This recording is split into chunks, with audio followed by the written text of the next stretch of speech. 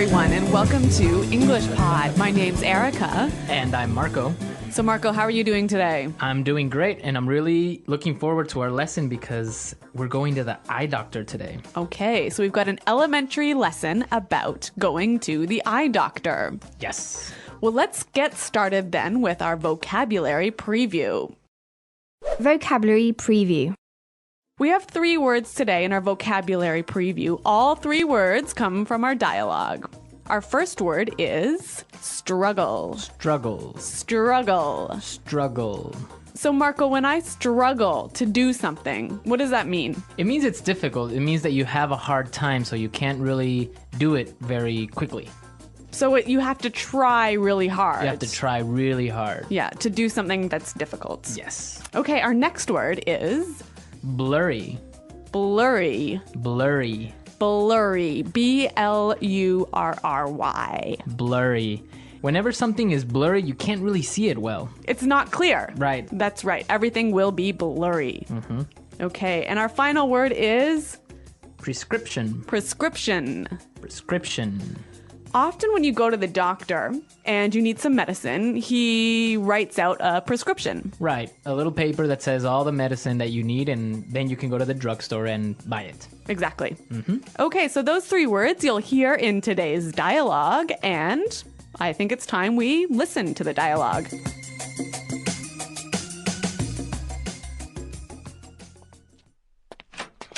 Hello, Arthur. What seems to be the problem? Hey, Doc. Well, I think I might need glasses. I'm getting headaches, and I really struggle to see things that are far away. But I've always had 20/20 vision. Sounds like you might be farsighted. Okay, then, cover your left eye and read the chart in front of you. X, E, R, 3, question mark, and I can't quite make out the other symbol, but I think it's the peace sign. Wow, Arthur, you're as blind as a bat. Yeah, I know. My vision is really blurry at times. Okay, then. Head over to the other room and pick out some frames while I fill out your prescription. Thanks, Doc. Arthur, that's the bathroom. Well, this guy really has poor vision, hey?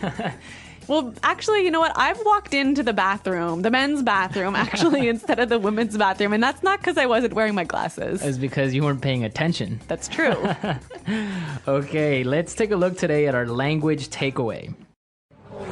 Language takeaway. The first word on our language takeaway for today is 20/20 vision. 20/20 vision. 20/20 vision. If I have 20/20 vision, it means that you have perfect vision. Which I do not have. No, me neither. So I usually wear glasses as well. Yeah. But yeah, people that have 20/20 vision don't need glasses. They can see clearly. And perfectly. And perfectly. Yeah. Next word is far-sighted. Far-sighted. Far-sighted. Far-sighted. So if I'm far-sighted, I can't see very well, right? So if you're far-sighted, you can see things that are near. So you can see things that are far away. Right. But things that are close are blurry. Okay. And the opposite would be? Nearsighted. And which is? You can see things that are close well. But not far. Yeah. Okay. Far-sighted and nearsighted. Okay, so our next word is make out. Make out. Make out. Make out. Make out. That's kind of a funny little phrase. And let's listen to a few examples of this phrase so we can understand how it's used. Example 1. I can't make out what this says. The writing is too small. Example 2. If you look carefully, you can almost make out a few of the stars in the sky. Example 3. Can you see what's written on the sign there? No, I can't quite make it out. Okay, so basically make out is to see clearly. Exactly. Make out. To see. Okay, and our last word for language takeaway today is blind as a bat. Blind as a bat. Blind as a bat. So this is a really funny sounding expression, one of these weird English idioms. Yeah, it's a really common expression that just means that you can't see. Exactly. So it's not like you actually are blind, right? But you just really can't see very well. Okay. All right, we saw 4 great words today in our language takeaway. Now I think we can listen to our dialogue another time. But this time, it's going to be slower so we can pick up all these great words that we just talked about. Hello, Arthur. What seems to be the problem? Hey, Doc. Well, I think I might need glasses. I'm getting headaches, and I really struggle to see things that are far away. But I've always had 20/20 vision. Sounds like you may be farsighted. Okay, then. Cover your left eye and read the chart in front of you. X, E, R, 3, question mark, and I can't quite make out the other symbol, but I think it's a peace sign. Wow. Arthur, you're as blind as a bat. Yeah, I know. My vision is really blurry at times. Okay, then. Head on over to the other room and pick out some frames while I fill out your prescription. Thanks, Doc. Arthur, that's the bathroom. All right, great stuff on our dialogue. And with this, we can start now with putting it together. Putting it together. So we saw a couple useful phrases in this dialogue, and I think we can show you how to use these phrases in a few different ways. Right. The first one that we have today is what seems to be.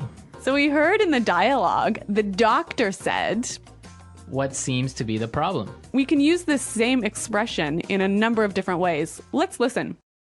Example 1. What seems to be the problem? Example 2. What seems to be the matter? Example 3. What seems to be the trouble? Okay, so with these examples, we can see how we can use the phrase what seems to be in many different ways. Yeah, it's a great way of asking, what's the problem? So now let's take a look at another phrase. We heard in the dialogue, the doctor said, head on over to the other room. Right. And with this phrase, head on, we can combine it with other prepositions to indicate another place. Exactly. Let's hear 3 examples. Example 1. Head on in.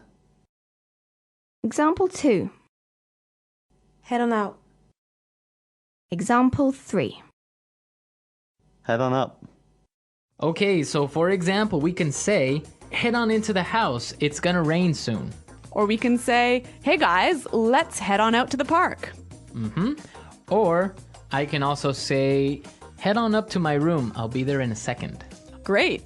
Those are some cool phrases. Right, and they're real useful. So why don't we listen to our dialogue and maybe we'll hear them again.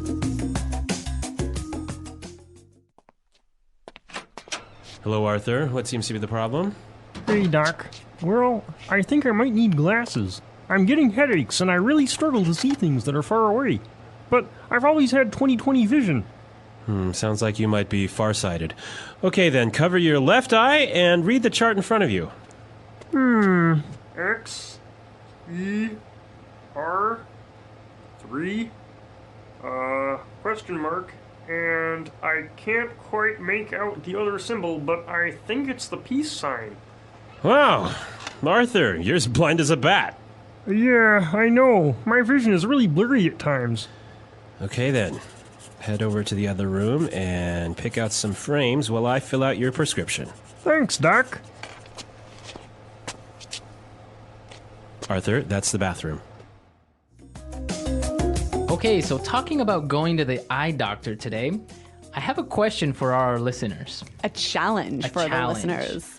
What's it called when you can't distinguish colors? So like when you can't tell the difference between red and blue and green. Right.